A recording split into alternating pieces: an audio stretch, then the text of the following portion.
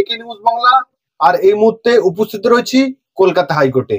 আর এই মুহূর্তের সব থেকে বড় খবর হলো যে কিছু মানুষ তারা পশ্চিমবাংলায় মুসলমানদের লিডার হতে চেয়েছিল, মসিয়া হতে চেয়েছিল।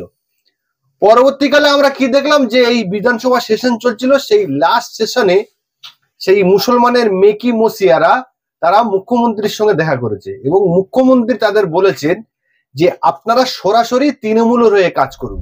এই অবস্থা পশ্চিমবাংলায় যারা মুসলিমদের লিডার বা মুসলিমদের মসিয়া হতে চায় তাদের। আমরা এই সমস্ত বিষয়ে কথা বলবো। আমাদের সঙ্গে রয়েছেন কলকাতা হাইকোর্টের অ্যাডভোকেট শহীদুজ্জামান মহাশয়। দেখুন, জেনারেল একটা কথা আছে, মুসলমান আল্লাহ ছাড়া কাউকে ভয় পায় না। তো যারা নর্মাল মুসলমান, যারা ধর্মের ব্যাপারে খুব বেশি থাকে না, তাদের কথাটা ছেড়ে দিন এক কিছুক্ষণের জন্য।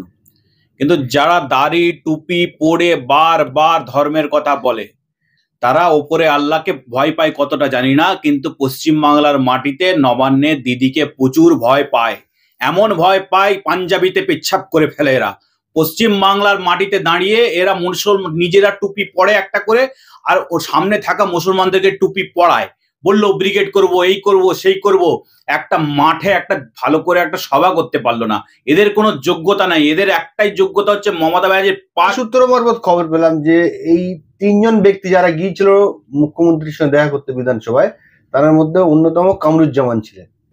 যে যেভাবে পারে সমর্থন করুক, পারলে এরা নিজেরাই একটা করে পাঞ্জাবি ছেড়ে শাড়ি পরে নিক, একটা করে হাওয়াই চপ্পল পরে নিক, মানুষ তাও এদেরকে বলবে। কারণ এদের কোনো গ্রহণযোগ্যতা মুসলমানদের কাছে নেই।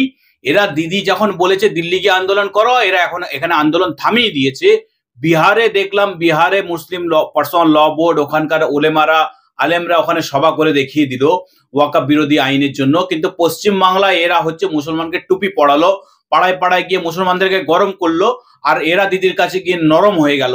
এদের কোনো যোগ্যতাই নেই। এরা যেন তেন প্রকারেন একটা কমিটিতে স্থান দিয়ে দিলে এদের কাছে দিদি ভালো হয়ে যাবে। এর দিদি যদি বলে কাল দাড়ি কেটে ঘোরো, এরা দাড়ি কেটে ঘুরবে। দিদি যদি বলে এরা উলঙ্গ হয়ে ঘোরো, কাল এরা উলঙ্গ হয়ে ঘুরবে। এদের বলে আন্ডার প্যান্ট পরে ঘোরো, এরা আন্ডার প্যান্ট পরে ঘুরবে। এরা হচ্ছে দিদির তাবেদার। তো তাবেদারের কাজ হচ্ছে তাবেদারি করা, পা চাটা, তাই করছে এরা। না, যারা ওয়াকআপ নিয়ে আন্দোলন করবে বলছিলেন, তারা তো আন্দোলন কার্যত করলোই না। লিডার সাজবে এরা। এরা হচ্ছে একটা দিদি যদি বলে যে সারাদিন তুমি টয়লেটে বসে থাকো, এরা টয়লেটে বসে থাকবে। যেমন সিদ্দিকুল্লাহ করে, যেমন মাঝে মাঝে বরকতিকে পাশে নিয়ে নিত, এখন আর নেই। মাঝে মাঝে দেখতাম কোনো এলাকার ইমাম সাহেবকে ডেকে নিত, সেটা আর হয় না। সুতরাং হচ্ছে পশ্চিম বাংলার মুখ্যমন্ত্রী তৃণমূল নেতাদের পাশে একটা করে দাড়ি টুপি আলা লোক দরকার হয়। এখন বর্তমানে আবার একটু ওই গেরুয়া বসন পড়া কোনো না কোনো লোককে দরকার হয়, পাশে এনে বসিয়ে নিচ্ছে। এলাকার মানে হিন্দুত্ববাদী হয়েছে সেটা সাজার চেষ্টা করছে। কিন্তু পশ্চিমবাংলার মানুষ কাজ চায়, গতর খাটাতে চায়, কাজ করে খেতে চায়, তার ব্যবস্থা কিছু করছে না। একটা কারখানার ফিতে কাটতে পারেনি গত যে কতদিন ক্ষমতায় আছেন, আর এইদিকে শুধু ধর্ম নিয়ে রাজনীতি করছে। মাওলানা সাহেব বিভিন্ন জায়গায় জলসাতে গিয়ে তারা বক্তব্য রাখেন, তো কিছু মানুষ দেখলে তারা তাদের মনে হয় বাঘের মতো হংকার দেয় যে এরা হচ্ছে যে জলসা টলসা করতে যায়, তো টাকা নিয়ে জলসা করতে চায়। যেমন টাকা নিয়ে মেয়েরা নাচতে যায়, কলেজে ফেস্ট করতে যায়, টাকা দিলে সালমান খান, শাহরুখ খান, মাধুরী দীক্ষিত এসে নেচে যায়। তেমনি এদেরকেও মৌলানা সাহেবদেরকে ভাড়া করা হয়। ভাড়া করা হয়ে এরা এলাকায় এলাকায় গিয়ে মুসলমানদেরকে গরম করে দেয়। আর যখনই দিদির সামনে কথা বলার টাইম আসে তখনই প্যান্টে পেচ্ছাপ করে ফেলে। এদের আর এর বাইরে কিছু করার নেই। কারণ হচ্ছে এরা মাথা, দাড়ি টুপি সব বেচে ফেলেছে।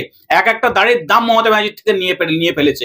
এরা আর কিছু করতে পারবে না। মুসলমানদের হয়ে কথা বলতে পারবে না। এরা সাচার কমিটির হয়ে কথা বলতে পারবে না। যেখানে মুসলমানরা বকটুয়ে মারা গেল, এদেরকে দেখতে পাওয়া গেল না। পঞ্চায়েতে ভোটে 50-এর উপর মুসলমান খুন হয়ে গেল, এদেরকে দেখতে পাওয়া গেল না। ওয়াকআপ নিয়ে বললো দিল্লি চলে যাও, এদেরকে আর পরে খুঁজে পাওয়া গেল না। এবং এদেরকে খুঁজে পাবেন তৃণমূল নেতার পকেটে। প্রত্যেক তৃণমূল নেতার পকেটে হাত ঢোকাবেন, দেখবেন এরকম মৌলানা ওখানে থেকে বেরোচ্ছে। কসবাকাণ্ডে এবং বিভিন্ন তামান্না যে ইস্যু, এগুলো নিয়ে কাশেম সিদ্দিকী বলো আরো যারা তৃণমূলে ঢুকেছে তারা কোনো মন্তব্য করছে না। তাহলে কি এরা উন্নয়ন? এদের যোগ্যতাই নেই মন্তব্য করা। এরা কোনো এইসব জিনিস নিয়ে যোগ্যতাই নেই। এরা কোনো না কোনো প্রকারে বিধানসভায় ঢুকতে চায়। বিড়িয়ালা দেখছেন না, বিধানসভায় ঢুকিয়ে দিয়েছে। বিড়িয়ালা গুন্ডা মাফিয়াদেরকে বিধানসভায় নিয়ে এসে বসেছে। এই বিধানসভায় বিধানচন্দ্র রায় থেকে, জ্যোতিবোস থেকে এরা এখানে বসতো। বসার জায়গাগুলোই তো অন্য।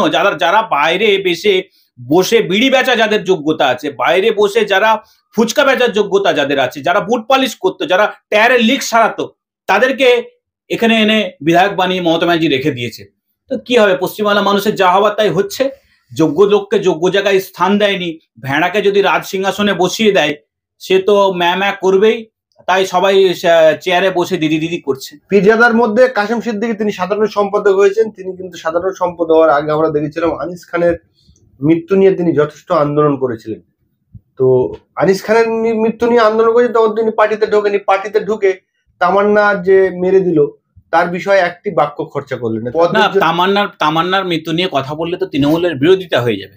তো উনি কেন এসব কাজ করবে? যে দলের নাম লিখিয়েছে, যার নুন খাইবে তার তো গুণ গাইতে হবে, তার তো বিরোধী গুণ গাইতে পারবেন না, তাহলে তো আবার তৃণমূল থেকে বেরিয়ে যেতে হবে। এবং অতটাও হয়তো বোকা নয়, তাই করেনি।